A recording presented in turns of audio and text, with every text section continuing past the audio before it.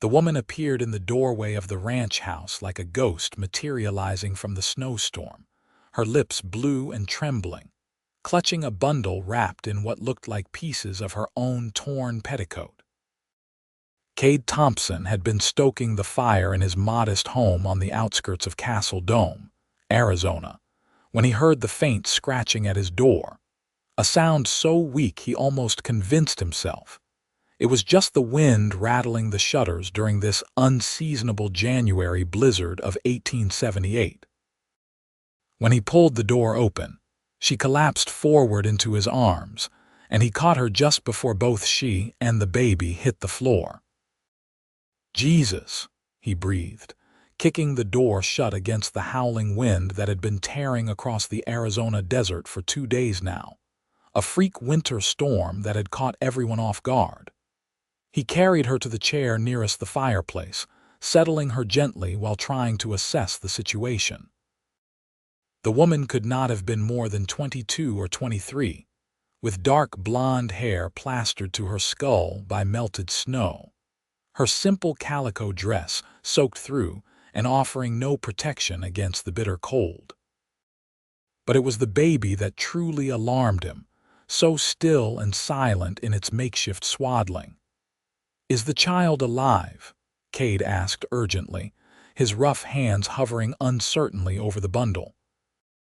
He was 31 years old, had spent 15 years working cattle and breaking horses, had even survived a Comanche raid when he was 17, but nothing in his hard Scrabble life had prepared him for this moment.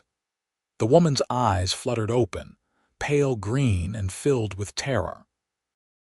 "Please," she whispered, her voice barely audible. "My baby. Is he breathing?" Kade carefully peeled back the layers of fabric, revealing a tiny face, perhaps only a few weeks old, with skin that looked too pale, lips tinged with blue. He placed his calloused finger beneath the infant's nose and felt the faintest whisper of breath. "He is alive, but we need to warm him, both of you." He moved with purpose then, years of self-reliance kicking in. He grabbed every blanket he owned from the trunk at the foot of his bed, wrapped the baby in 2 of them, and pressed the bundle gently back into the mother's arms. Then he draped 3 more blankets around her shoulders, tucking them in close. "Hold him against your skin," he instructed. "Your body heat will warm him faster than anything else." The woman nodded weakly, fumbling with numb fingers to open the top of her dress. Kade turned away to give her privacy, busying himself with building up the fire until it roared in the hearth. He filled his kettle with water from the pump and set it to boil, then rummaged through his sparse kitchen for anything that might help. He found some dried beef, hardtack, and a tin of peaches he had been saving for a special occasion. It would have to do. "What is your name?" he asked, keeping his back turned while she arranged the baby against her chest beneath the blankets. "Clara," she said, her voice stronger now but still shaking. "Clara Fairmont, and this is my son, Benjamin." "Kade Thompson," he replied. "Where did you come from, Miss Fairmont?" "The nearest town is 15 miles in any direction, and this storm has been raging for days." There was a long pause, and when Clara finally spoke, her voice was thick with exhaustion and something else, something that sounded like grief. "We were traveling with a wagon train, heading to California. My husband, he was taking us to start fresh after his brother offered him work in Sacramento. But 3 days ago he took ill with fever. By yesterday morning he was dead." Kade turned then, his gray eyes filled with sympathy. "I am sorry for your loss." Clara's face crumpled, but she held herself together with visible effort, likely for the sake of the child against her chest. "The wagon master, he said we could not slow down, not with the storm coming. He said I could ride in one of the other wagons, but there was not room for my husband's body. They wanted to leave him in a shallow grave, barely covered, where animals would get to him." Her voice rose with indignation and anguish. "I could not bear it. I insisted they give him a proper burial, and when they refused, I said I would do it myself. They told me I was being foolish, that I would die out here with my baby. The wagon master gave me 1 hour. When the hour was up and I had barely finished piling rocks over Henry's grave, they left without me. They left you. Kade could not keep the anger from his voice. A woman alone with a newborn in a blizzard. The wagon master said I had made my choice. Clara's eyes were dry now, but her jaw was set with a bitterness that aged her face. I tried to follow on foot, but I could not keep up. The snow got worse, and I could not see the trail anymore. I just started walking in what I hoped was the right direction. I saw your light through the window and thought I was hallucinating. Kade shook his head in disbelief at the cruelty of men who would abandon a grieving woman and her infant to the elements. You are safe now, he said firmly. Both of you. You can stay here until the storm passes and you regain your strength. I have no money to pay you, Clara said quickly. Henry spent most of what we had on supplies for the journey. I have nothing to offer. I am not asking for payment, Kade replied. He poured hot water into a tin cup, crumbled some dried beef into it to make a weak broth, and brought it to her. Drink this, slowly. Clara took the cup with trembling hands, and Kade noticed for the first time how delicate her fingers were, despite the dirt and the cuts from digging her husband's grave. She sipped the broth obediently, color slowly returning to her cheeks as the hot liquid warmed her from within. Beneath the blankets, the baby made a small mewling sound, and Clara's face softened with relief. He is waking up, she murmured. That is a good sign, is it not? A very good sign, Kade agreed. He pulled up a stool and sat a respectful distance away, studying the woman who had quite literally blown into his life. Even exhausted and bedraggled, there was something striking about her, a determination in the set of her jaw, a fierce protectiveness in the way she held her child. He found himself admiring her strength, even as his practical mind raced through the challenges ahead. The storm showed no signs of letting up, and his ranch house, while sturdy, was small. It consisted of one main room with the fireplace, a small bedroom barely large enough for his narrow bed, and a lean-to outback that served as a makeshift barn for his 2 horses and the milk cow. He had built the place himself 3 years ago when he had finally saved enough money to buy this land and start his own operation. It was not much, but it was his, and he had been proud of his self-sufficiency. Now, looking at the woman and child who needed his help, his bachelor existence seemed suddenly inadequate. When did the baby last eat? Kade asked, trying to sound matter-of-fact. Clara's expression grew troubled. This morning, but I do not think he got enough. I have been so cold and so scared, and I think my milk is not coming in properly. I can feel him trying, but he gets frustrated. Kade stood up, thinking. He had the milk cow, which meant he had fresh milk. Let me see what I can do, he said. He went out to the lean-to, braving the brutal wind and stinging snow, and milked the cow into a small pail. Back inside, he warmed the milk carefully over the fire, testing the temperature against his wrist the way he had seen one of the ranch wives do years ago with a bottle for her infant. He found a clean cloth, rolled it into a point, soaked it in the warm milk, and brought it to Clara. If you cannot feed him yourself right now, he can suck the milk from this, Kade suggested. It is not ideal, but it will keep him from starving until your strength returns. Clara looked at him with such gratitude that Kade felt an unexpected tightness in his chest. Thank you, she whispered. I do not even know how to thank you properly. You are saving our lives. Any decent man would do the same, Kade said gruffly, uncomfortable with her praise. But as the evening wore on, and he watched Clara coax the hungry baby to suckle milk from the cloth, he knew his words were not entirely true. The wagon master had not been decent. The other families who had left her behind had not been decent.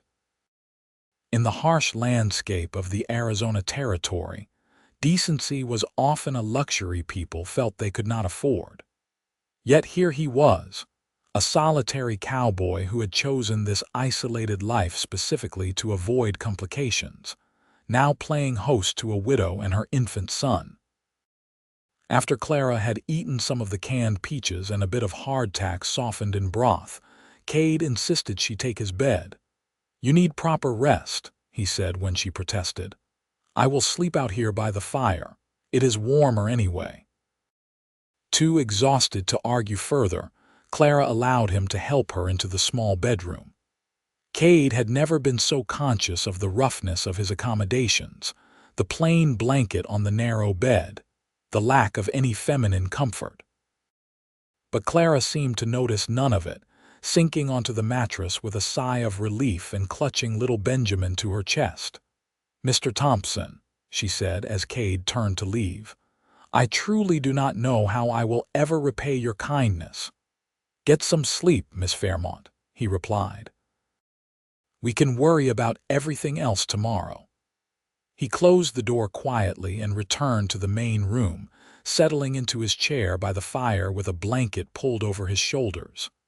Outside, the wind howled like a living thing, and snow piled against the windows.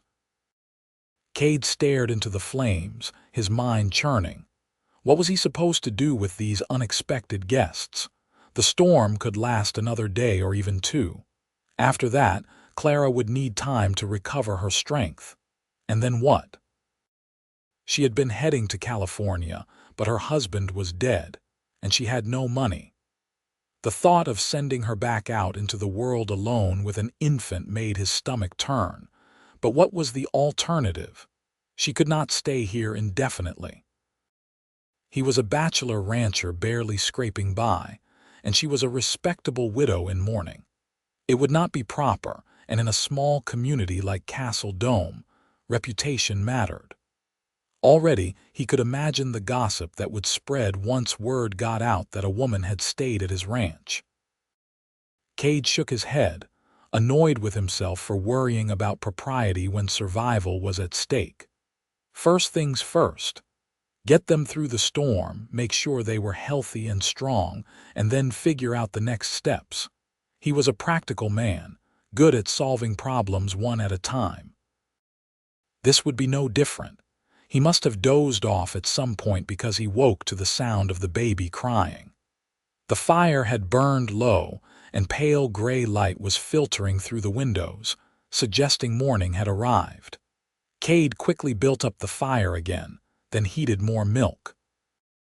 He knocked softly on the bedroom door. "Miss Fairmont, I have warm milk for the baby." The door opened a crack, and Clara peered out, her hair loose around her shoulders, still wearing the same damp dress from yesterday. "Thank you," she said, taking the cup of warm milk and the clean cloth he offered. She looked better than she had the night before, but there were deep circles under her eyes and her movements were stiff and painful. "How are you feeling?" Kade asked. "Sore," Clara admitted. "My feet are blistered from walking, and I think I may have frostbite on my fingers. But I am alive, and Benjamin is alive, so I cannot complain." "Let me see your hands," Kade said. Reluctantly, Clara held them out and Kade examined her fingers carefully. The tips were white and waxy, and when he pressed them gently, she winced. "It is not too severe, but you need to keep them warm and moving. Flex your fingers throughout the day." "I will," Clara promised. "Mr. Thompson, I need to ask you something, and please forgive me if it is too forward." "Ask," Kade said. "You have any clothing I could borrow?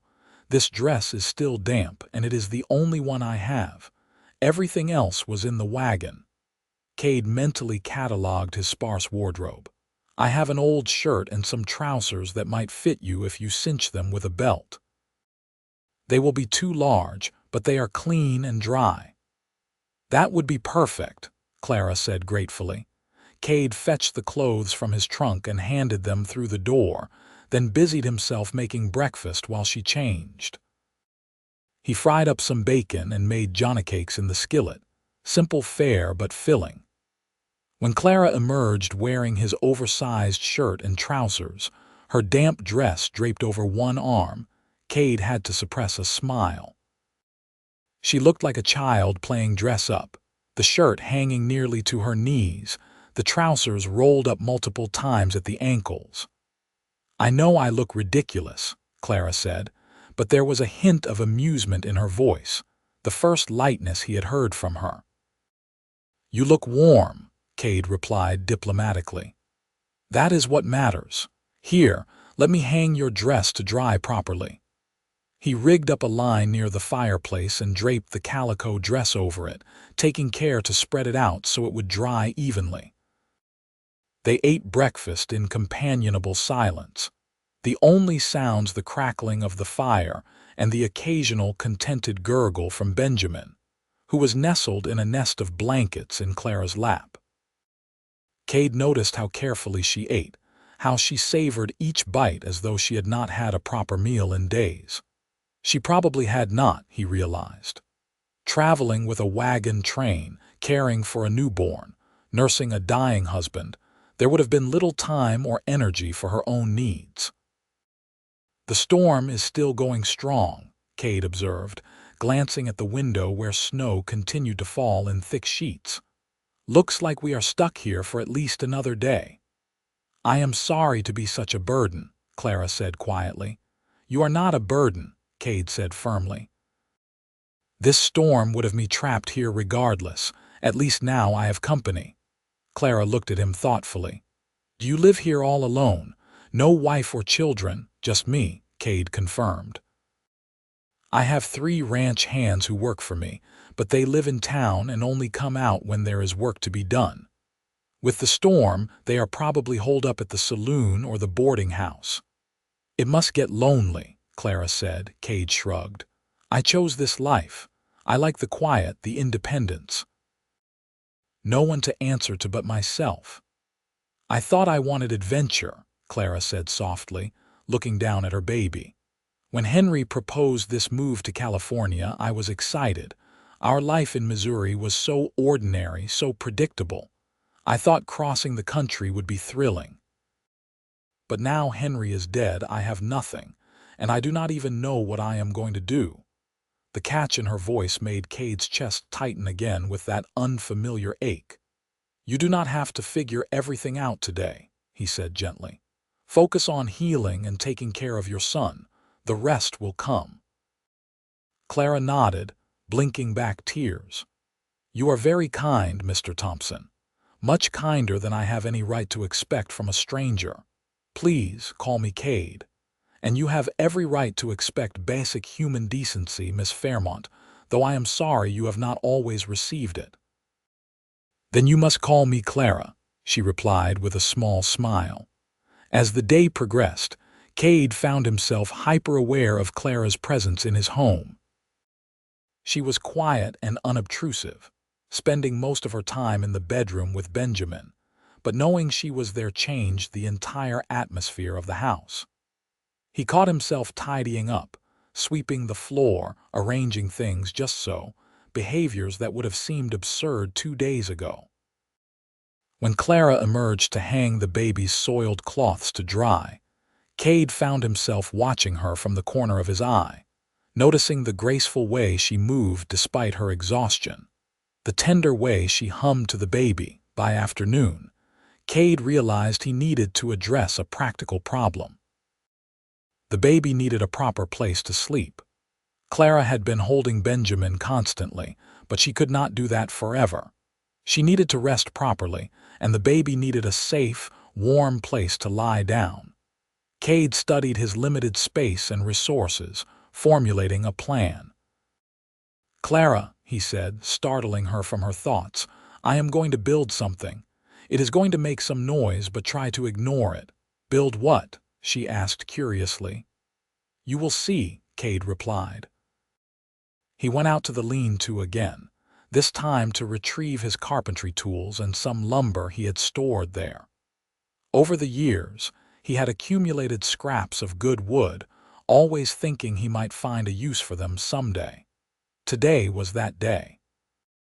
Back inside, he cleared a space near the fireplace and began to work. He had built furniture before, rough practical pieces for his own use, but this required more care, more precision. He measured and cut, sanded and fitted, aware of Clara watching him with growing interest from the doorway of the bedroom. "You are building a cradle," she said, her voice filled with wonder. "The baby needs somewhere safe to sleep," Kade replied, not looking up from his work. "This way you can rest without worrying about rolling over on him." "Kade, I cannot ask you to do this." "You did not ask. I am offering." He continued to work, cutting rockers for the base, smoothing every surface until there were no splinters or rough edges that could harm delicate baby skin. He had no pattern to follow, just the vague memory of cradles he had seen in other homes, so he relied on instinct and common sense.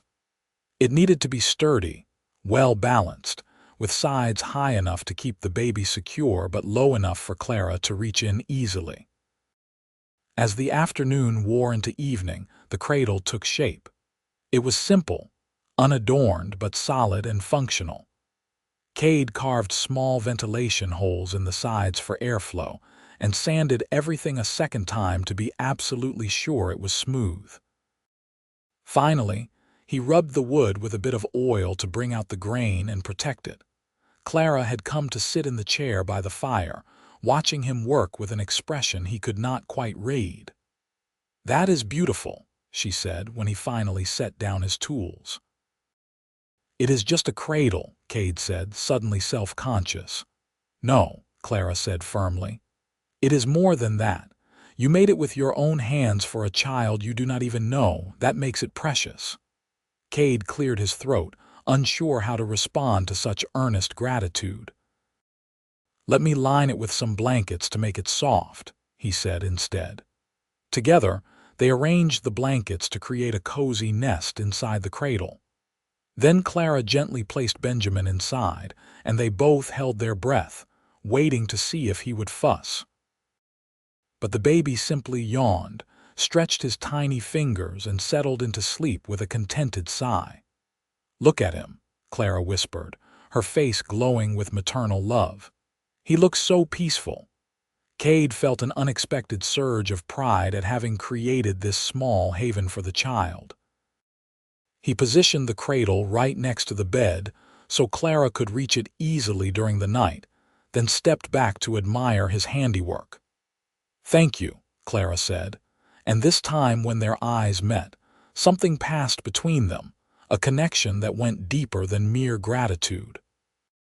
Kade felt it like a physical thing, a warmth that spread through his chest and made his pulse quicken. He looked away first, rattled by the intensity of the feeling. "It is getting late," he said gruffly. "You should get some rest." That night, lying by the fire again, Kade could not sleep. He kept thinking about Clara in the next room, about the cradle he had built, about the surprising satisfaction he felt at having them both under his roof. This was dangerous territory, he told himself. Clara was a recent widow, barely a week out from her husband's death if he was calculating correctly. She was vulnerable, grieving, and dependent on him for survival. Any feelings he might be developing were inappropriate and unwelcome. She would leave as soon as the storm broke and she was strong enough to travel, and his life would return to normal. But even as he thought it, Kade knew normal would never feel quite the same again. The next morning dawned clear and bright, the storm finally spent.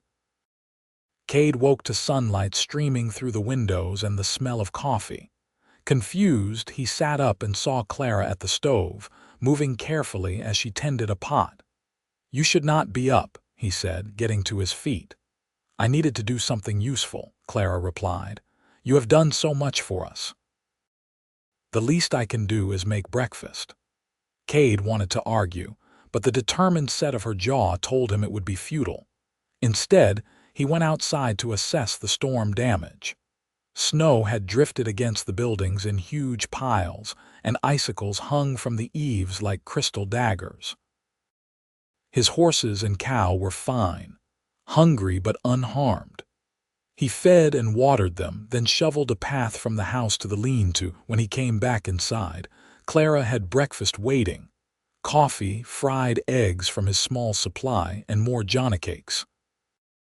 She had even managed to slice some of the dried apples he kept in a jar and stew them into a compote. It was a simple meal, but it felt like a feast after days of his own rudimentary cooking. "This is wonderful," Kade said, meaning it. Clara smiled, and for the first time he saw her as she might have been before tragedy struck: young, pretty, full of life. "It feels good to be useful again," she admitted.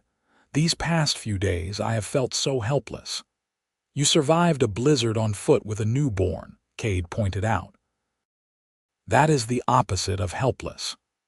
"Only because you saved us," Clara countered. They fell into an easy rhythm over the next few days. The trails were still impassable, buried under feet of snow, so there was no question of Clara leaving immediately. Kade told himself he was simply being practical, waiting for conditions to improve, but the truth was he was in no hurry to see her go.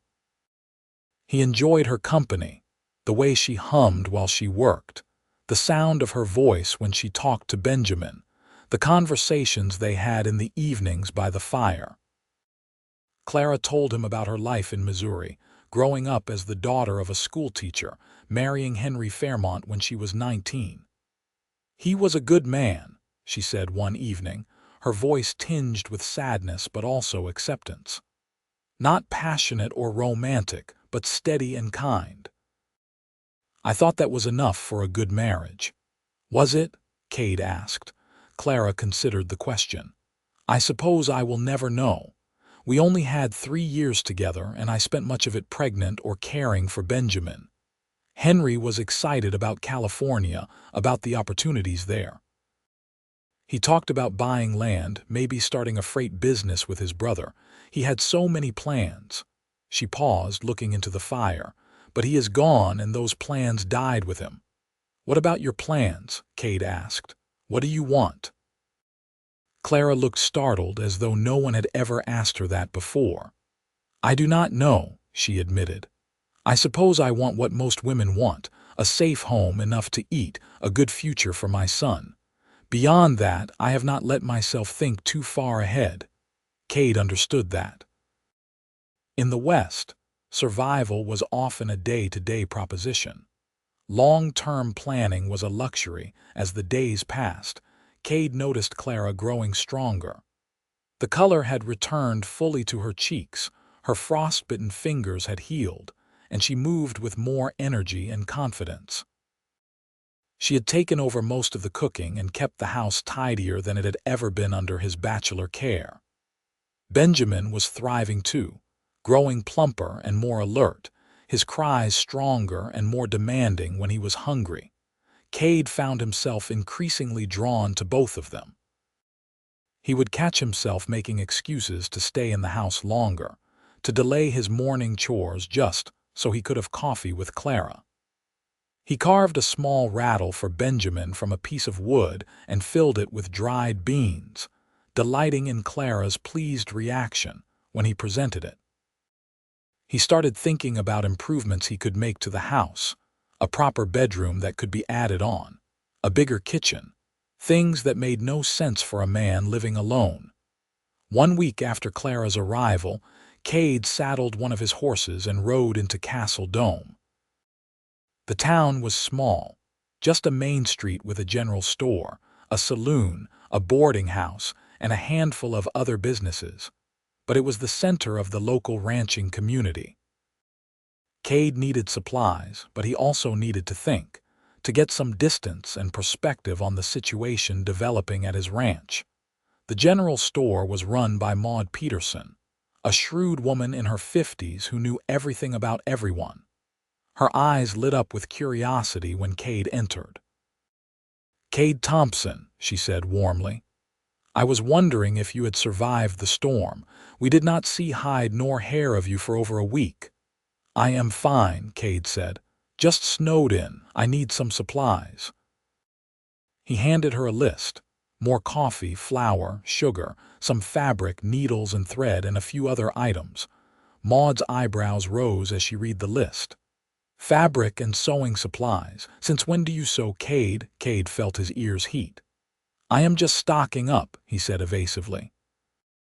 "Hum," Maud said, her tone making it clear she did not believe him for a second, but she gathered the items without further comment.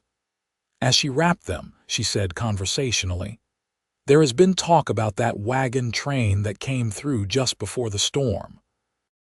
Apparently they left one of their party behind, a young widow with a baby. People are saying it is a terrible tragedy that she certainly perished in the blizzard." Cade kept his expression carefully neutral. "Is that so?" "The wagon master was here 2 days ago, buying supplies before they continue on to California. He seemed mighty unbothered by the whole thing, said the woman made her choice, and he could not risk the whole train for one stubborn female." Maud's disapproval was evident in her tone. "I gave him a piece of my mind, I can tell you that much." "Good," Cade said firmly. Maud looked at him sharply, her keen eyes searching his face. "Kade Thompson, do you know something about this?" Cade hesitated. He could not keep Clara's presence a secret forever, and Maud, for all her nosiness, was fundamentally kind. "If I told you that the widow and her baby survived and are currently recovering from their ordeal, would you keep it to yourself for a bit?" Maud's hand flew to her chest. "They are alive." "Oh, thank the Lord. Where are they?" "Somewhere safe," Cade said. "But she needs time to recover and figure out her next steps. I do not want the whole town gossiping about it just yet." Maud nodded slowly. "I understand, but Cade, you need to be careful. A single woman staying at a bachelor's ranch, that will set tongues wagging." "I know," Cade said quietly. "But what was I supposed to do, turn her away?" "Of course not," Maud said firmly. "You did the right thing, the Christian thing, but you need to think about both your reputations. If she is planning to stay in the area, she will need a respectable situation." "She is not planning to stay," Cade said, though the words felt like stones in his mouth. "She was heading to California before all this happened." "Was she now?" Maud said thoughtfully. "Well, plans change. Life has a way of taking us where we need to go, not where we think we want to go." She handed him the wrapped packages. "You tell that young woman that if she needs anything, women's things that you might not think of, she can send word to me." "I will," Cade promised. "Thank you, Maud." Riding back to the ranch, Cade turned Maud's words over in his mind. She was right about the impropriety of the situation, but more than that, she had touched on something Cade had been trying not to think about, what he wanted to happen. Because the truth he had been avoiding for days now, was that he did not want Clara to leave. He wanted her to stay, wanted to come home every evening to her smile and Benjamin's baby sounds, wanted to build onto his house and fill it with life and warmth and maybe, eventually, more children. But wanting something and being able to have it were two different things. Clara was still grieving her husband. It had only been a little over a week since Henry's death, and here Cade was, fantasizing about a future with his widow. The guilt of it gnawed at him, even as his heart insisted that what he felt was real and good and worth pursuing. When he arrived back at the ranch, he found Clara outside, taking advantage of the clear weather to wash some clothes in a basin of heated water. She had found an old bonnet of his mother's that he had kept in the trunk and wore it to protect her face from the sun. She looked up when she heard his horse, her face breaking into a smile that made his heart skip. "You went into town," she said, wiping her hands on a cloth. "I was beginning to worry." "Just needed supplies," Cade said, dismounting. He carried the packages inside and Clara followed, curious. When he unwrapped the fabric, her eyes widened. "This is for me," she asked, touching the soft blue calico with reverent fingers. "You need a proper dress," Kade said gruffly. "I cannot have you wearing my old trousers forever." Clara's eyes filled with tears, but she was smiling. "Kade, this is too much. You have already done so much for us." "It is just fabric," Kade said, but they both knew it was more than that. It was an investment, a statement of belief that she would be around long enough to need a new dress. That evening, Clara began cutting the fabric, using her ruined calico dress as a pattern. She worked by firelight, her needle flashing as she sewed with small, precise stitches. Kade sat across from her, pretending to read an old newspaper but really just watching her work, admiring the concentration on her face, the way she bit her lower lip when she was focused. "Kade," Clara said without looking up from her sewing, "can I ask you something personal?" "You can ask," Kade replied. "Why have you never married? You are clearly capable of taking care of a family. You have this land, a good home. Most men out here are desperate for wives." Kade was quiet for a long moment. "I was engaged once," he finally said, "back when I was 22. Her name was Sarah, and she was the daughter of the rancher I worked for. We had plans to marry, to build a life together. But then her father lost the ranch in a bad cattle deal, and they had to move back east to live with relatives. Sarah wanted me to come with her to give up ranching and find work in a city. I could not do it. This life, this land, it is in my blood. She left and I stayed, and that was the end of it." "Do you regret it?" Clara asked softly. "Sometimes," Kade admitted.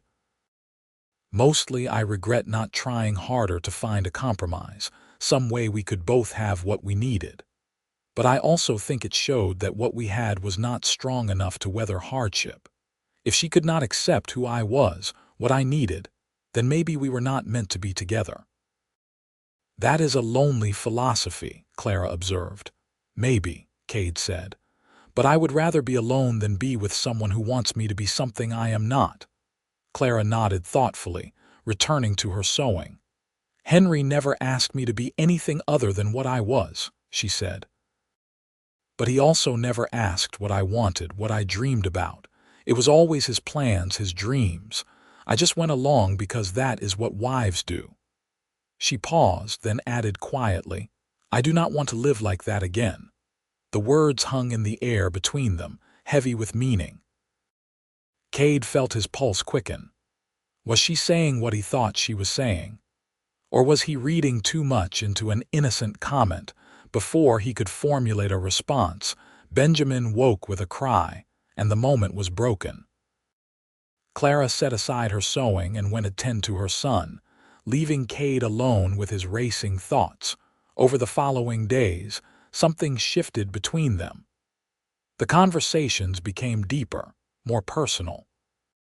Clara told him about her childhood, her love of reading, her secret dream of maybe teaching school someday like her father had. Kade shared stories of his youth, the adventures and dangers of cowboy life, his own dreams of building his ranch into something substantial.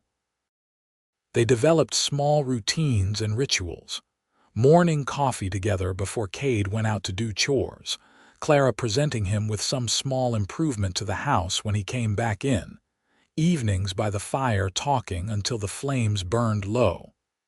It felt domestic, comfortable, right. And increasingly, Kade caught himself looking at Clara not as a guest or a woman under his protection, but as someone he could love. The realization terrified him. It had only been 2 weeks since she had arrived, barely 3 weeks since her husband had died. Even by frontier standards where courtships were often quick out of necessity, this felt too fast, too complicated. Yet his feelings would not be denied. He found himself memorizing the way she laughed, the exact shade of green in her eyes, the soft lilt of her voice when she sang lullabies to Benjamin. One afternoon, while Kade was mending a fence, one of his ranch hands, Pete Macklin, rode up. Pete was a weathered man in his 40s who had worked for Kade since he had bought the property. "Boss," Pete said with a grin, "there is some mighty interesting rumors going around town about you." Kade straightened, wiping sweat from his brow. "That's so. Word is you have got a woman staying at your place, a pretty widow with a baby." Pete's grin widened. "People are wondering when you are planning to make an honest woman of her." Kade felt his jaw tighten. "People should mind their own business." "Now, Kade, you know how small towns are. A single man and a single woman under one roof. Folks are going to talk. I am just saying, if you care about the lady's reputation, you might want to think about making the situation more permanent." "It is not like that," Kade said firmly. "I am just helping her until she can get back on her feet." Pete raised his hands in surrender. "If you say so, boss. But mark my words, the longer she stays, the more people are going to assume. And if you do not make your intentions clear, some other fellow might come along and try his luck." The thought of another man courting Clara sent a jolt of possessive anger through Kade that surprised him with its intensity.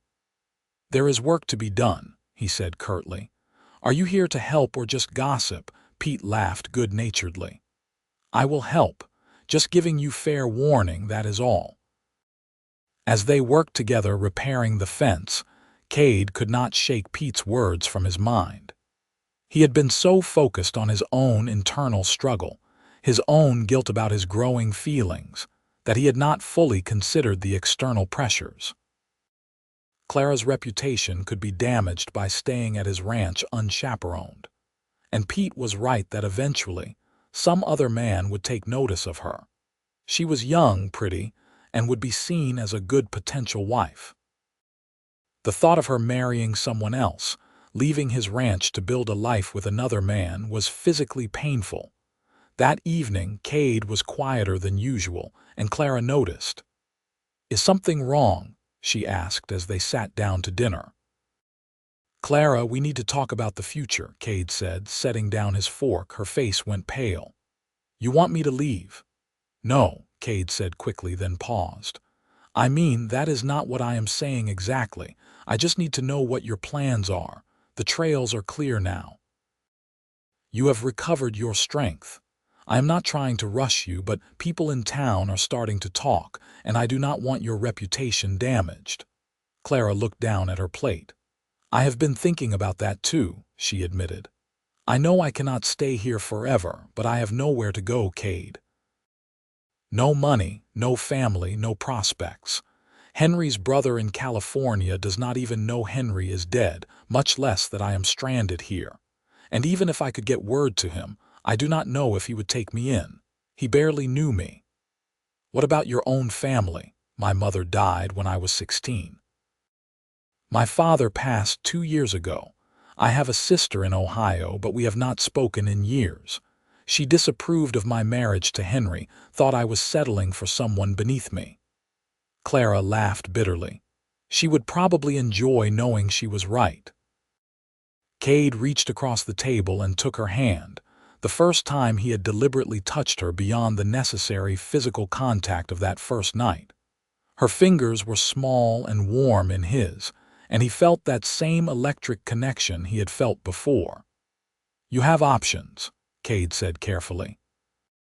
"You could stay in Castle Dome, find work as a seamstress, or take in laundry.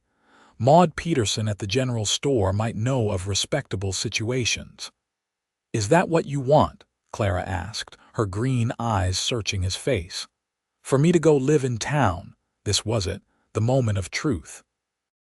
Kade could play it safe, could encourage her toward a respectable, independent life that would preserve both their reputations and save him from potential heartbreak. Or he could be honest. "No," Kade said quietly. "That is not what I want at all." "Then what do you want?" Clara's voice was barely above a whisper. Kade took a deep breath. "I want you to stay here. I want to wake up every morning knowing you and Benjamin are here. I want to build onto this house, make it bigger, better, a real home for a family. I want to court you properly, Clara, and someday, When enough time has passed and it feels right, I want to marry you." Clara's eyes filled with tears, but she was smiling. "Cade, I feel the same way. I have been so guilty about it, feeling like I was betraying Henry's memory by caring for you. It has only been 3 weeks since he died, and here I am, falling in love with another man. You are falling in love with me." Cade could hardly believe what he was hearing. "How could I not?" Clara said, tears spilling down her cheeks. "You saved my life. You built a cradle for my son. You have treated me with more kindness and respect than I have ever known. You ask me what I want, what I dream about. You see me, Cade, not just as someone's wife or someone's mother, but as a person. Do you know how rare that is?" Cade stood and pulled her to her feet, still holding her hand. "I see you, Clara. I see your strength, your fierce love for your son, your resilience. You walked through a blizzard rather than abandon your husband's body to animals. You are extraordinary." They stood there, hands clasped, looking into each other's eyes, and Cade felt the rightness of it settle into his bones. This was meant to be. He did not know how or why fate had brought Clara to his door that snowy night, but he was grateful for it. "People will talk," Clara said softly. "They will say it is too soon, that I am being disrespectful to Henry's memory." "Let them talk," Cade said. "Your husband is gone, Clara. You are alive, and you deserve to have a future, to be happy. If anyone suggests otherwise, they can answer to me." Clara laughed, a sound of pure joy that lit up her whole face. "So what do we do now?" "Now," Cade said, "we do this properly. I will ride into town tomorrow and speak to Reverend Matthews. We will make our intentions known publicly, so there is no question about impropriety. We will have a proper courtship period, let people get used to the idea, and when the time is right, we will marry." "How long of a courtship?" Clara asked, a hint of teasing in her voice. "However long it takes for you to be certain," Cade replied seriously. "I will not rush you, Clara. You have been through too much already." She squeezed his hand. "I am already certain, Cade, but I understand we need to observe proprieties, for your sake as much as mine." That night they sat by the fire later than usual, talking and planning. Cade sketched out on a piece of paper his ideas for expanding the house, showing Clara where they could add a second bedroom, maybe even a small parlor. Clara shared her thoughts on improving the property, a vegetable garden, chickens for eggs, small touches that would make it feel more like a home. "I could teach Benjamin to read when he is older," Clara said, her eyes bright with excitement. "And maybe we could have more children, and I could teach them too. Maybe even start a small school for the neighboring ranch children. There are so few educational opportunities out here." "That is a wonderful idea," Cade said, loving the way she talked about the future with such hope and enthusiasm. This was what had been missing from his life, he realized. Not just companionship, but partnership, someone who dreamed alongside him, who saw possibility where he saw only hard work. True to his word, Cade rode into Castle Dome the next morning and went straight to the small church at the edge of town. Reverend Jonathan Matthews was a pragmatic man who had served frontier communities for 20 years and was not easily shocked.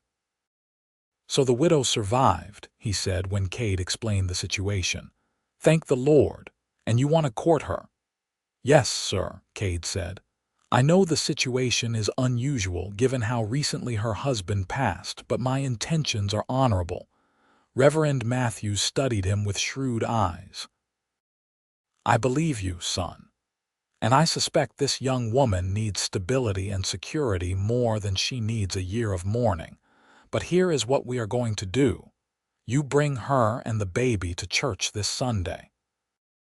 We will introduce her to the congregation properly, make it clear that she is under your protection in a respectable manner. If anyone has objections, they can take them up with me." "Thank you, Reverend," Cade said, relief washing over him. "One more thing," the Reverend added. If you are going to have that woman living under your roof unmarried, even with the best of intentions, you need a chaperone. Someone whose presence will make it clear everything is above board. Kade frowned. I do not have any female relatives in the area. What about hiring someone? A housekeeper, perhaps an older woman who could help with the baby and household chores while providing propriety. It was a good suggestion, and Kade knew it. I will speak to Maud at the general store. She might know someone. Maud, when consulted, immediately suggested her own widowed sister, Ruth Harper. Ruth was a stout woman in her 60s with a no-nonsense attitude and a kind heart. She had been living with Maud since her husband's death 2 years prior and was bored with town life.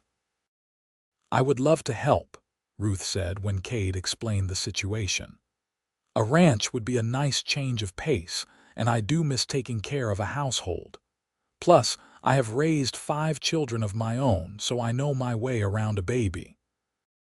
They agreed on fair wages, and Ruth packed her things that very afternoon. When Kade arrived back at the ranch with Ruth in tow, Clara looked startled but pleased when the situation was explained. "It is good to meet you, dear," Ruth said warmly, taking Clara's hands in hers. "Maud has told me all about your ordeal. You are a brave young woman." "Thank you," Clara said. "I am grateful for the company. It has been a bit lonely with just Kade working all day." With Ruth installed in the house, sleeping on a cot in the main room, the atmosphere changed slightly. There was less intimacy, fewer quiet moments alone by the fire, but there was also more laughter. Ruth was a wonderful cook and an efficient housekeeper, and she doted on Benjamin. She regaled them with stories of her own children's escapades and gave Clara advice on infant care with the confidence of experience. "You are doing wonderfully with him," Ruth assured Clara one afternoon as she watched the younger woman nurse Benjamin. "First-time mothers always worry so much, but you have got good instincts." On Sunday, Kade hitched up his wagon and the whole household rode into Castle Dome for church. Clara wore her new blue calico dress, which fit her perfectly and brought out the color of her eyes. She held Benjamin close, and Kade noticed the way her hands trembled slightly as they approached the church. "It will be fine," he murmured, offering his arm to help her down from the wagon. "You have done nothing wrong." The congregation stared openly as they entered, but Reverend Matthews was true to his word. Before the service began, he called Clara forward and introduced her, briefly explaining how she had been abandoned by the wagon train and rescued by Kade Thompson. "This young woman has faced trials that would break a lesser soul," the Reverend said firmly. "She has my full support and protection, as she has Mr. Thompson's. I expect this community to welcome her with Christian charity and kindness." There was a murmur of assent, and several women approached Clara after the service to introduce themselves and coo over Benjamin. Maud Peterson gave her a warm hug, and even some of the more reserved townsfolk offered polite greetings. Kade noticed, however, that a few of the older women whispered behind their hands and cast disapproving glances in Clara's direction. "Do not mind them," Ruth said, noticing Kade's scowl. "Some people live to judge others. They will come around once they see how happy you two are." Over the following weeks, a routine established itself. Kade worked his ranch with renewed energy, planning and preparing for the future he and Clara were building together. He started construction on the addition to the house, framing out a new bedroom and a larger kitchen. Pete and the other ranch hands helped with the heavy work, and Kade noticed they were uniformly respectful and kind to Clara, won over by her gentle manner and genuine interest in their lives. Clara, meanwhile, bloomed. With Ruth's help managing the household and caring for Benjamin, she had time to pursue her own interests. She started a small vegetable garden, coaxing seeds to life in the Arizona soil. She mended all of Kade's worn clothing, made curtains for the windows, and transformed the rough bachelor house into a real home. And in the evenings, when the work was done and Ruth had tactfully retired to give them some privacy, Kade and Clara would sit together and talk, sometimes holding hands, sometimes just enjoying each other's company in comfortable silence. One evening, about 6 weeks after Clara's arrival, Kade found her crying quietly in the garden. Alarmed, he hurried to her side. "What is wrong? Is it Benjamin? Are you hurt?" Clara shook her head, wiping her eyes. "No, nothing like that. I was just thinking about Henry." Kade felt a pang in his chest. "Do you regret this? Us?" "No," Clara said firmly. "That is not what I meant at all. I was thinking about how he would want me to be happy, to build a good life for Benjamin. Henry was a practical man, not sentimental. He would understand why I am moving forward, why I am choosing to live rather than just survive." "You are allowed to grieve him," Kade said gently.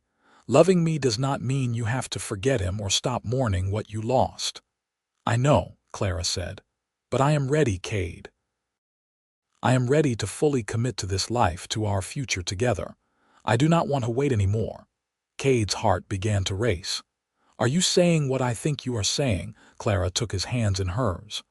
"I am saying I want to marry you, Kade Thompson. Not 6 months from now or a year from now, but soon. As soon as Reverend Matthews will perform the ceremony." Kade pulled her into his arms, holding her close, breathing in the scent of her hair, feeling the solid reality of her in his embrace. "Are you sure? I do not want you to feel rushed."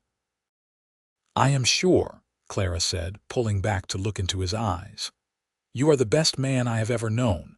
You are kind and hardworking and honorable. You make me feel safe and valued and loved. I want to be your wife, Kade. I want Benjamin to grow up calling you father. I want to build this life with you."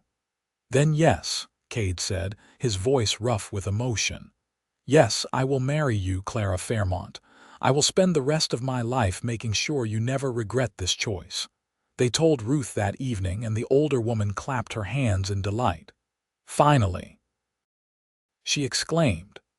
"I have been wondering when you two would stop tiptoeing around and just admit you are madly in love." The wedding was arranged for 2 weeks later, giving Clara time to sew a proper wedding dress and allowing word to spread through the community. Some people clucked their tongues at the short mourning period, but most were genuinely happy for the young couple. Maud Peterson threw herself into helping with preparations, insisting on providing the wedding cake and decorating the church. The night before the wedding, Clara and Kade sat outside under the stars, Benjamin sleeping peacefully in Clara's arms. "Are you nervous?" Clara asked. "About marrying you? Not even a little," Kade replied. "I have never been more certain of anything in my life." "I keep thinking about that night I showed up at your door," Clara said softly. "I was so scared, so certain that Benjamin and I were going to die in that storm. And then you opened the door and I knew we would be all right. Even in that first moment, I felt safe with you."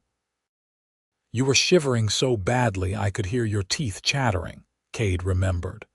"And that baby was so still and quiet, I thought he might already be gone. When he made that first small sound, I felt such relief." "You built him a cradle before I could leave," Clara said, a callback to that pivotal moment. "You saw a need and filled it without asking for anything in return. That is who you are, Kade. That is why I love you." "I built that cradle because I could not bear the thought of you leaving," Kade admitted. "Even then, after just a day or two, I knew you were special. I told myself I was just being practical, but the truth is, I was already falling for you." They sat in comfortable silence for a while, watching the stars wheel overhead, the vast Arizona sky stretching out endlessly above them. "What do you think the future holds for us?" Clara asked dreamily. "Hard work," Kade said honestly. "This ranch life is not easy." There will be droughts and harsh winters, cattle that get sick, crops that fail. But there will also be good things. Watching Benjamin grow up, maybe having more children, building something lasting together. I want at least 2 more children, Clara said. I do not want Benjamin to be an only child. 2 more. Kade pretended to consider this seriously. I suppose I can manage that. Clara laughed and swatted his arm playfully. You suppose you can manage it? That is quite generous of you. In all seriousness, Kade said, I want as many children as we are blessed with. I want this house filled with noise and laughter and life. I spent too many years alone, Clara. Now that I have you and Benjamin, I never want to be lonely again. You will never be lonely again, Clara promised. I will make sure of it. The wedding day dawned clear and beautiful, the sky a brilliant blue with only a few wispy clouds. Clara wore a simple white dress she had sewn herself, with delicate lace trim she had purchased from Maud. Ruth had woven wildflowers into her hair, and she carried a bouquet of more wildflowers that Kade had picked for her that morning.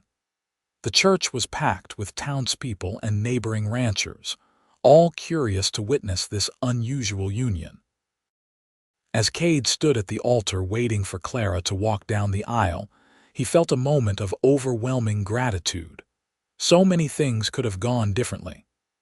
Clara could have died in that storm, or she could have survived but chosen to move on, to continue to California or return east. He could have been too cautious, too bound by propriety to acknowledge his feelings. But instead, here they were, about to pledge their lives to each other. When Clara appeared at the back of the church, Kade forgot to breathe.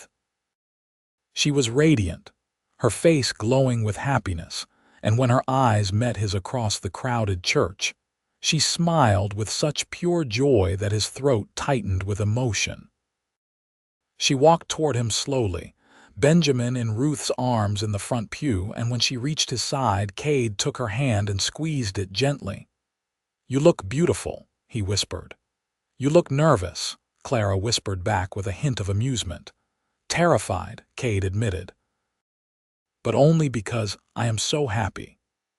Reverend Matthews performed the ceremony with warmth and sincerity, speaking about the mysterious ways the Lord works, and how sometimes the greatest blessings come from the darkest trials. When it came time for the vows, Kade spoke his with firm conviction, promising to love and cherish Clara for all his days.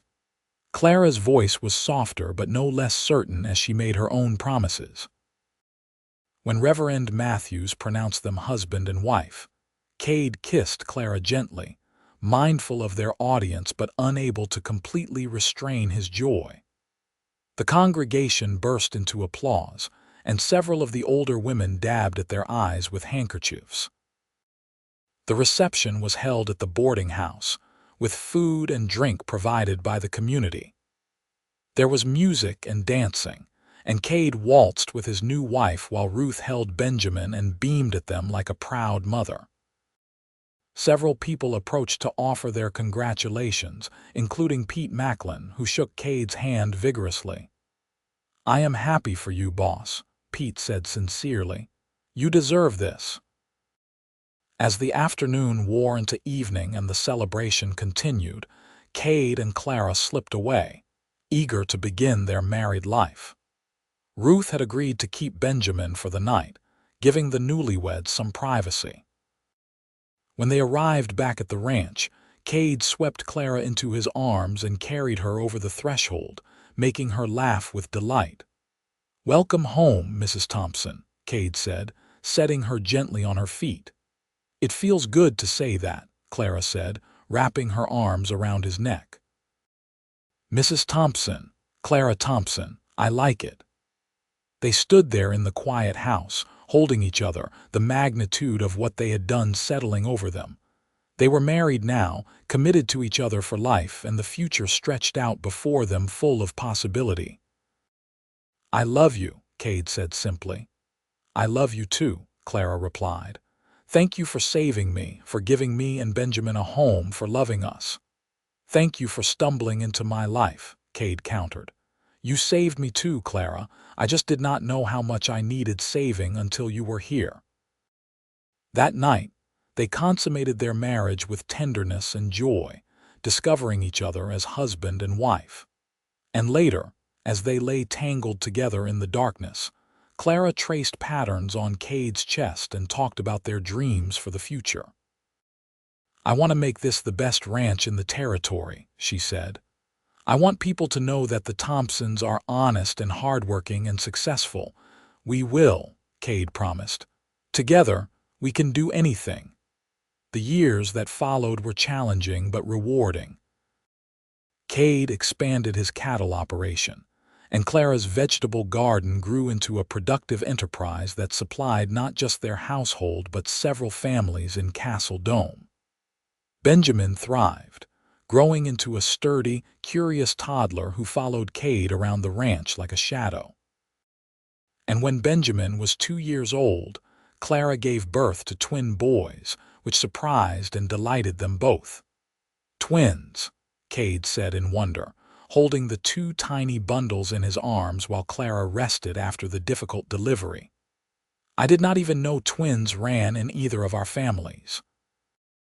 "Surprise," Clara said weakly, but she was smiling. "I hope you are ready for double the work." They named the twins James and Samuel, and the house that Cade had expanded was suddenly filled with noise and chaos and laughter.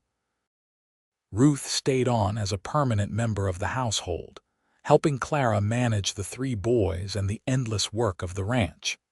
She became like a beloved grandmother to the children, spoiling them shamelessly and filling their days with stories and songs. When the twins were 3 and Benjamin was 5, Clara realized she was pregnant again. This time, she gave birth to a daughter, whom they named Emma. Cade held his tiny daughter in his arms and marveled at how his life had changed since that snowy night 8 years ago when a desperate woman had appeared at his door. "We have a full house now," Clara said, watching Cade with their daughter. "4 children. I think we might be done." "Whatever you want," Cade said agreeably. "Though I would not mind 1 or 2 more if they come," Clara laughed. "1 or 2 more? Kade Thompson, are you trying to populate the entire territory with little Thompsons?" "Maybe," Cade teased. "Is that so wrong?" As the children grew, Clara fulfilled her dream of starting a school. It began small, just teaching her own children and a few neighboring kids in one corner of the expanded house. But it grew over the years into a proper schoolhouse that Cade built on their property. Children from ranches all over the area came to learn from Clara, who proved to be a patient and inspiring teacher. She taught them reading, writing, arithmetic, but also practical skills like gardening and basic bookkeeping. Cade's ranch prospered, becoming one of the most successful in the region. He hired more hands, including several young men who reminded him of himself at that age, hungry for opportunity and willing to work hard. He treated them fairly, paying good wages and teaching them the skills they needed to eventually start their own operations. Several of his former hands went on to establish successful ranches of their own, and they remained loyal friends of the Thompson family. Benjamin grew into a tall, serious young man who loved working with the cattle and had a natural gift for training horses. The twins, James and Samuel, were inseparable and mischievous, always getting into some scrape or another but fundamentally good-hearted. Emma was bright and willful, her mother's daughter in every way, with a fierce, independent streak that both exasperated and delighted her parents. Through it all, Cade and Clara's love deepened and matured. They faced hardships together, droughts that threatened the ranch, illnesses that struck the children, the death of Ruth when Emma was 12, which left them all grieving. But they also celebrated triumphs. Successful cattle drives, good harvests, birthdays and holidays, the small and large joys of family life. On their 20th wedding anniversary, Cade surprised Clara by taking her back to the spot where they had first met, the doorway of the original small ranch house, which was now used as a storage building. "You remember?" he asked, pulling her close. "How could I forget?" Clara replied. "I was half frozen, terrified, certain I was going to lose Benjamin. And then you opened this door and became my hero." "You became mine too," Cade said. "You brought life and love and purpose to my lonely existence. Everything good in my life started the day you arrived." Clara rested her head against his chest, listening to the steady beat of his heart. "We have built a good life, have we not? The best life," Cade agreed. "4 children, a thriving ranch, each other. What more could anyone want?" "Nothing," Clara said contentedly. "This is everything I ever wanted and more than I ever dreamed possible." As they stood there together, the Arizona sun setting in brilliant shades of orange and gold, painting the desert landscape in warm light, they could see their children in the distance. Benjamin was working with one of the young horses in the corral, his movements patient and confident. The twins were hauling water, racing each other and laughing. Emma was helping one of the ranch hands mend a fence, chattering away in her bright, cheerful manner. "Look at what we created," Cade said softly. "Not just children, but a legacy. A home, a community, a place where people are treated with dignity and respect." "It is all because you had the courage to open your door that night," Clara said. "You could have turned me away, told me you could not help, but you did not. You opened your door and your heart, and that made all the difference." "I will never stop being grateful that you found your way to me," Cade said, kissing the top of her head. "That storm brought you here, and I have been blessed every day since." As twilight settled over the ranch, they walked hand in hand back to the main house, where the sounds of family life beckoned. The twins arguing about whose turn it was to set the table, Emma practicing her reading aloud, Benjamin coming in from the stables hungry for dinner. It was ordinary and beautiful and exactly what both Cade and Clara had dreamed of during those early days when they were just beginning to fall in love. The years continued to pass, marked by the steady rhythm of ranch life and the changing seasons. Benjamin married at 23, bringing home a sweet-natured young woman named Alice who became like a daughter to Cade and Clara. They built a house on the far edge of the Thompson property and started their own family, giving Cade and Clara their first grandchildren. The twins eventually left to seek their fortunes in California, promising to write often and visit when they could. They kept their promises, returning every year with stories of their adventures and the businesses they were building. Emma, true to her independent nature, announced at 18 that she wanted to become a doctor. It was an unusual ambition for a woman, but Cade and Clara supported her dreams wholeheartedly. They helped her gain admission to a medical college in the East, and though they missed her terribly during her years away, they were immensely proud when she returned as Dr. Emma Thompson, ready to serve the medical needs of the ranching community that had raised her. Cade and Clara grew older together, their hair turning gray, their faces lined with the marks of years spent working under the desert sun. But their love never diminished. If anything, it grew stronger, tempered by decades of facing life's challenges side by side. They still took evening walks together, still sat by the fire talking long after everyone else had gone to bed, still held hands like newlyweds. On a warm spring evening, when Cade was 63 and Clara was 54, they sat on the porch of their ranch house watching the sunset. It was the same porch Cade had built all those years ago, expanded and improved but fundamentally the same. Around them, the sounds of family echoed, grandchildren playing, Alice calling them in for dinner, Benjamin's voice as he discussed ranch business with one of the hands. "Do you ever think about how different our lives could have been?" Clara asked, her hand resting comfortably in Cade's. "Sometimes," Cade admitted. "If that storm had not hit, if you had stayed with the wagon train, if I had not been home that night." But then I stop myself, because there is no point in dwelling on what might have been when what actually happened is so much better than I ever could have imagined. "I think about Henry sometimes," Clara said quietly. "I wonder what kind of life we would have had if he had lived, if we had made it to California. But then I feel guilty, because I cannot imagine a life without you, without our children, without all of this." "You loved him, and he deserved to be mourned," Cade said gently. "But he is gone, and you are here, and the life you lived with him is separate from the life you have lived with me. Both are part of who you are, and there is no shame in that." Clara squeezed his hand. "You always know exactly what to say to make me feel better." "That is one of the many reasons I love you." "Just one of the many," Cade teased.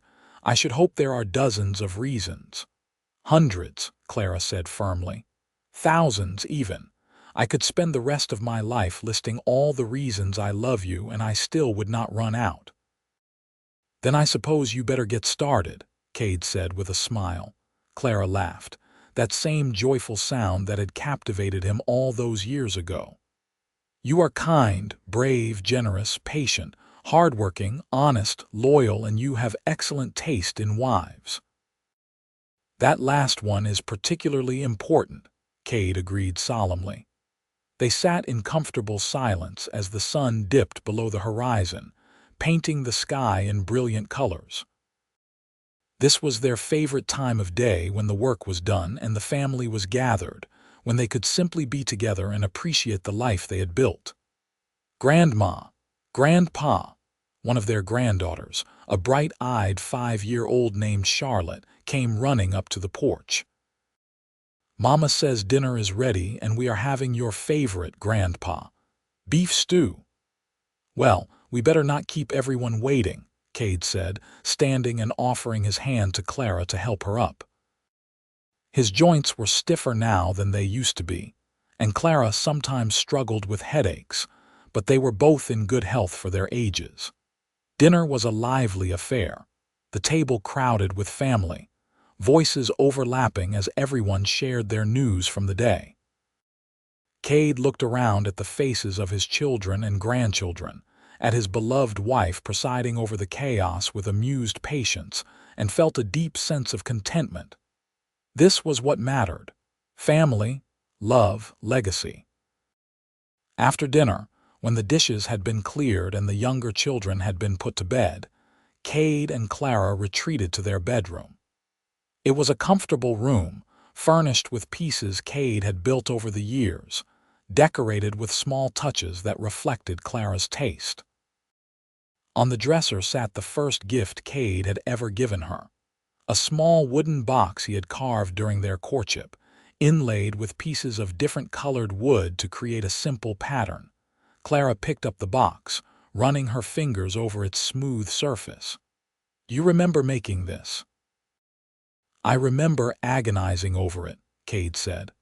"I wanted to make you something special, but I had never done inlay work before. I must have started over a dozen times before I got it right." "It is perfect," Clara said, as she had said every time she looked at the box over the past 32 years. She opened it, revealing the treasures she kept inside. A pressed wildflower from her wedding bouquet, a baby tooth from each of their children, a letter Cade had written to her during a cattle drive early in their marriage, other small mementos of their life together. "We should tell the story again," Clara said suddenly. "For the grandchildren, they need to know how we met, how this all began." "They have heard it 100 times," Cade said, but he was smiling. "And they will hear it 100 more," Clara replied firmly. "It is their family history, their heritage. They need to know that sometimes the worst moments of our lives can lead to the greatest blessings." So the next evening, with all the grandchildren gathered around, Cade and Clara told the story once more. They told about the terrible storm, about Clara appearing at the door with baby Benjamin, about the cradle Kade had built, about their courtship and wedding. The children listened with rapt attention, even though they had heard it all before, because it never got old hearing about how Grandma and Grandpa fell in love. "Tell about the part where Grandpa said he wanted to marry you," Charlotte demanded. Clara smiled, remembering. "Your grandfather took my hands, looked into my eyes, and told me he wanted to court me properly, and someday marry me. I told him I was already falling in love with him, even though it had only been a few weeks. And he said he saw me, truly saw me, not just as someone's wife or mother, but as a person. That was when I knew he was the one." "That is so romantic," sighed one of the older granddaughters. "It was not all romance," Kade interjected with a chuckle. "There was a lot of hard work and worry and uncertainty. Building a life together is not easy." "But it was worth it," Clara said, meeting her husband's eyes across the room. "Every challenge, every hardship, it was all worth it to have this life with you." The grandchildren eventually drifted off to their various activities, and Kade and Clara were left alone again. They sat together on the couch, Clara's head resting on Kade's shoulder, both of them reflecting on the journey they had traveled together. "Do you think we will have many more years like this?" Clara asked softly. "I hope so," Kade replied. "But however many years we have left, I intend to fill them with love and laughter and making memories with you and our family." "That sounds perfect," Clara murmured. As the night deepened and the house settled into quiet, Kade and Clara prepared for bed, following the routine they had established over decades of marriage. They moved around each other with the ease of long practice, comfortable in their companionship. When they finally climbed into bed, Clara curled against Kade's side, her head on his chest, his arm around her shoulders. "I love you," she whispered into the darkness. "I love you too," Kade replied, pressing a kiss to her forehead. "Forever and always." They fell asleep like that, as they had countless nights before, wrapped in each other's arms, secure in their love. And outside, the stars wheeled overhead in the vast Arizona sky, watching over the ranch, the family, the legacy that had begun on a cold winter night when a desperate woman had appeared at a lonely cowboy's door, and he had opened his heart along with his home. The seasons continued their eternal cycle, and the Thompson ranch prospered through good times and bad. Kade and Clara celebrated their 40th wedding anniversary surrounded by children, grandchildren, and even a few great-grandchildren. They had become pillars of the Castle Dome community, respected and beloved by all who knew them. Emma's medical practice flourished, and she treated everyone from wealthy ranchers to poor immigrant workers with equal care and compassion, a reflection of the values her parents had instilled. Benjamin's own children were now old enough to help run the ranch, and he often talked about the day when he would pass the operation on to them, continuing the Thompson legacy for another generation. The twins had succeeded in California, owning a successful freight company, but they visited often, always eager to return to their Arizona roots. One quiet afternoon, when Kade was 71 and Clara was 62, they took a ride out to a spot on their property that had always been special to them. It was a small rise overlooking the ranch, where they could see the full scope of what they had built. The expanded ranch house, the barns and outbuildings, the schoolhouse, the neat rows of Clara's vegetable garden, the pastures full of grazing cattle. From this vantage point, the evidence of their life's work spread out before them like a living testament to their love and dedication. "We did good, did we not?" Clara said, her voice tinged with the satisfaction of a life well lived. "We did better than good," Kade replied. "We built something that will last long after we are gone. Our children and their children will continue this legacy, and they will tell their children about the night you stumbled into my life and changed everything." "I was not stumbling," Clara protested with mock indignation. "I was making a strategic entrance." Kade laughed, the sound rich and warm. Even after all these years, Clara could still make him laugh. "Of course you were. My apologies, dear."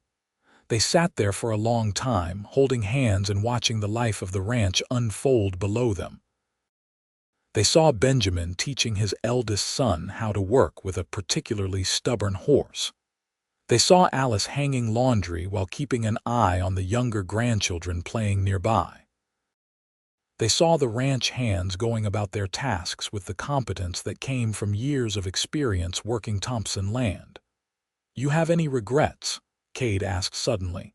Clara thought about it carefully. "I regret that Henry died so young, that he never got to see his son grow up. I regret the pain I caused my sister by cutting ties with her, though I heard she has passed now too. But about my life with you, not a single regret. You gave me everything I ever wanted and things I did not even know I needed." "Same here," Kade said. "Sometimes I think about how close I came to not opening that door, to pretending I had not heard the knock because I did not want to deal with whoever was out there in the storm. My whole life would have been so different." "But you did open the door," Clara reminded him. "That is who you are, Kade. You help people. You do the right thing even when it is hard or inconvenient. That is why I fell in love with you. And here I thought it was my devastatingly handsome looks," Kade joked. "Well, those certainly did not hurt," Clara admitted with a smile. As the sun began to set, painting the sky in shades of orange and pink and gold, they made their way back to the ranch house. Their pace was slower now than it had been in their youth, but they were in no hurry. They had learned long ago to savor these moments, to appreciate the simple joy of being together. That evening, the family gathered for dinner as they did most nights. The table was crowded and noisy, filled with multiple generations of Thompsons. Kade sat at the head of the table, Clara at his right hand, and they presided over the chaos with the benevolent authority of the family patriarch and matriarch. "Grandpa, tell us about the old days," one of the younger grandchildren requested. "The old days," Kade pretended to be offended. "I am not that old." "Yes, you are," several grandchildren chorused, laughing. So Kade told stories of the early days of the ranch, of cattle drives and harsh winters, of the time he and Pete Macklin had to chase down a herd that had been spooked by lightning. He told about the community coming together to help rebuild the schoolhouse after a fire, about celebrations and hardships, and the slow, steady growth of Castle Dome from a rough frontier town into a proper community. Clara added her own stories, talking about learning to cook over an open fire, about the first time she tried to milk the cow and ended up covered in more milk than made it into the pail, about teaching herself to sew by lamplight in the early days of her marriage. The grandchildren loved these glimpses into their grandparents' past, these windows into a world that seemed both foreign and familiar. After dinner, when the family had dispersed to their various activities, Kade found Clara in the room that had once been the entire house, the room where she had first sheltered from the storm. It was used for storage now, but the fireplace was still there and Clara was standing in front of it, lost in memory. "What are you thinking about?" Kade asked, coming to stand beside her. "I was thinking about that first night," Clara said. "I was so scared, Kade. Not just of dying, but of failing Benjamin, of not being able to protect him. And then you took us in, and you were so calm and competent, and I remember thinking that maybe, just maybe, we would survive after all." "I was not calm," Kade admitted. "I was terrified. I had no idea what I was doing. I just did what seemed right in the moment." "But that is what makes you special," Clara said, turning to face him. "You do what is right, even when you are scared, even when you do not know what you are doing. You trust your instincts and your heart." Kade pulled her into his arms, holding her close. She fit against him perfectly, as she always had, as if they were two pieces designed specifically to complement each other. "I trusted my heart when it told me I was falling in love with you," he murmured into her hair. "Best decision I ever made." "Second best," Clara corrected. "The best decision was opening the door." "Fair point," Kade conceded. They stood there for a long time, holding each other in the place where their story had begun, grateful for every moment that had led them to this point. Outside, the Arizona night settled over the ranch, stars emerging one by one in the vast sky. Somewhere in the distance, a coyote howled and one of the horses whinnied in response. These were the sounds of home, familiar and comforting. As they grew older still, Kade and Clara slowed down, leaving more of the ranch's day-to-day operations to Benjamin and his children. But they remained active and engaged, offering advice when asked, telling stories to the ever-growing number of great-grandchildren, enjoying the fruits of a lifetime of hard work.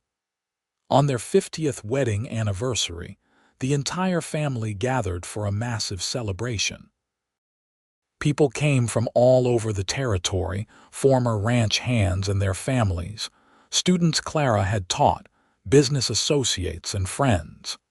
It was a testament to the lives they had lived, the impact they had made on their community. During the celebration, Benjamin stood to make a toast. "To my parents," he said, his voice thick with emotion. "My father saved my mother's life before I was old enough to remember. He built a cradle for me with his own hands before my mother could leave, and in doing so, he built us a family and a home. Everything good in my life, every opportunity I have had, stems from that one act of kindness. Dad, Mom, thank you for showing me what love, commitment, and family really mean." There was not a dry eye in the house as Benjamin sat down. Kade and Clara stood together, acknowledging the applause and the love being directed at them, their hearts full to bursting. They had started with nothing but each other and the determination to build a life, and look what they had created. A family that spanned generations, a ranch that was known throughout the territory, a legacy of kindness and hard work that would continue long after they were gone. Later that night, alone in their room, Kade and Clara reflected on the day. 50 years, Clara marveled. It seems like both forever and no time at all. "I know exactly what you mean," Kade replied. "I can still remember every detail of the night you arrived like it was yesterday, but I also feel like you have always been part of my life." "What do you think the next 50 years will bring?" Clara asked with a teasing smile. "Let us just focus on the next 50 days, Kade suggested. "And then the 50 after that. One day at a time like we always have." "That sounds perfect," Clara agreed. They lived for many more years, watching their family continue to grow and prosper. They saw great-grandchildren become adults and start families of their own. They saw the ranch continue to expand and evolve, adapting to changing times while maintaining the core values they had established. They saw Castle Dome grow from a small frontier town into a thriving community with schools, churches, and businesses. Through it all, Kade and Clara remained devoted to each other, their love a constant in a changing world. They held hands during church services. They took slow walks around the property they both loved. They sat together in the evenings watching the sun set over the land they had worked so hard to cultivate. And every night, without fail, they fell asleep in each other's arms, grateful for one more day together. When Kade was 84, his health finally began to fail. He had lived a long, full life, but age and hard work had taken their toll. Clara, now 75 but still relatively healthy, refused to leave his side. She sat with him for hours, holding his hand, sharing memories, reading to him from his favorite books. "I am not ready to let you go," she whispered one afternoon, tears streaming down her face. Kade squeezed her hand weakly. "I am not ready to go either. But Clara, my darling, we have had a good run. More than 50 years together, 4 children, more grandchildren and great-grandchildren than I can count. We built something beautiful." "I know," Clara said, wiping her eyes. "I just wish we had more time." "We always wish for more time," Kade said gently. "But the time we had was precious. Every moment with you was a gift." He lingered for another week, surrounded by family, drifting in and out of consciousness. In his lucid moments, he talked about his life, shared advice with his children and grandchildren, made sure all his affairs were in order. But mostly, he held Clara's hand and told her how much he loved her. On a quiet morning in early spring, with Clara beside him and his children gathered around the bed, Kade Thompson passed peacefully from this world. His last words were for his wife. "Thank you for the best life a man could ask for. I will be waiting for you." Clara grieved deeply, as did the entire family and community. Kade had been a cornerstone of so many lives, and his loss was felt keenly. But Clara found solace in her children and grandchildren, in the legacy they had built together, in the love that still surrounded her even in his absence. She lived for another 7 years, remaining active and engaged with her family. She told stories about Kade, keeping his memory alive for the youngest generations who had never known him. She made sure everyone understood the values he had stood for: honesty, hard work, kindness, family. And she continued to live in the ranch house they had built together, surrounded by reminders of their life. When Clara was 82, she began to slow down noticeably. Emma, ever the attentive doctor-daughter, wanted her to come live in town where she could be monitored more closely, but Clara refused. "This is my home," she said firmly. "This is where I lived with your father, where we raised you children, where every corner holds a memory. I am not leaving." So Emma and the rest of the family made sure Clara was never alone, rotating visits so someone was always there to help her. Clara appreciated their care, but sometimes longed for solitude, for the quiet moments to remember and reflect. One evening, sitting in the chair by the fireplace where she had sat that first night, Clara felt a profound sense of peace wash over her. She thought about that terrified young woman who had stumbled through a blizzard with her newborn son, certain she was going to die. She thought about the kind cowboy who had opened his door and his heart. She thought about the cradle he had built, the symbol of his commitment before she could leave, the physical manifestation of the home and family they would create together. "We did good, did we not, Kade?" She whispered to the empty room as if he could hear her. And perhaps he could, because she felt a warmth spread through her chest, a feeling of rightness and completion. That night, Clara went to bed in the room she had shared with Kade for over 50 years. She lay down on what had been his side of the bed, something she did occasionally when she missed him most, and closed her eyes. Her last thoughts were of that first night, of Kade's kindness, of the love that had grown from such unlikely beginnings. Clara Thompson passed quietly in her sleep, and when her family found her in the morning, there was a peaceful smile on her face. They mourned, of course, but there was also celebration, recognition that she had lived a long, full, happy life, and was now reunited with the man she had loved for more than half a century.